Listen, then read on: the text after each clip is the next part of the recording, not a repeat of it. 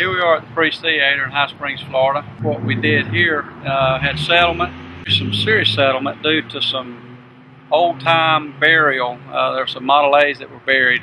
So in this corner, when we see here in just a bit, we pulled out a 34 axle, a fuel tank, a hood, and Lord knows what else came out from underneath this building. But Alan called us and he had some settlement. The building was cracking and it was under historical preservation, and they were looking for definitely some contributions or contributive factors, and they thought maybe we could help.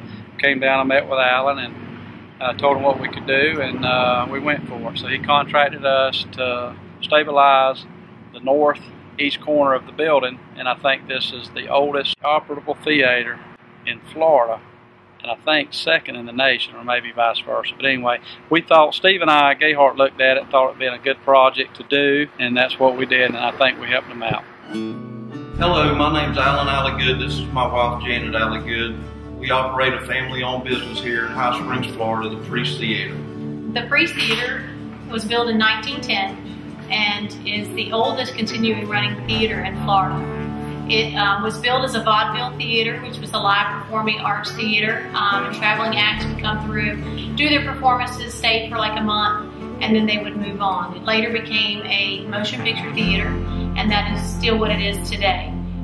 We come upon a hurdle about 3 or 4 years ago with cinema going digital, and we had to raise funds to go digital.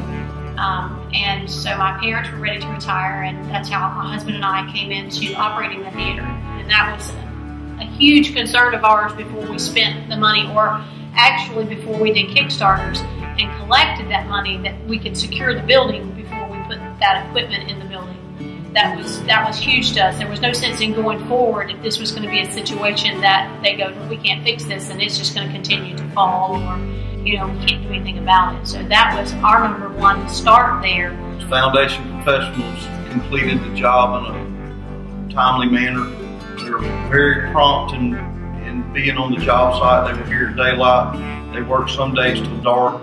Through their scheduling, they were able to let us stay open. We didn't close any of the nights that we're normally open. We're open Friday, Saturday, Monday night. And through the planning and their staff that they had, we were able to stay open the whole time while this process was being completed. Through the tests that they run, the drill tests that they run, and found what needed to be done, they made a suggestion to us or give us a bid for the work that they were going to provide, and it sounded very positive what they were going to do. They actually marked off the area that they were working in and kept it safe. The work process, they did everything they said they were going to do, cleaned up after themselves, and it was a pleasure to see them each day. If we got to speak with whoever was here working, and build a good relationship through that. I would suggest using their company. From the friendship that we've made and the quality of work that we receive here at the building, the work that they've done on the building, we're very pleased with.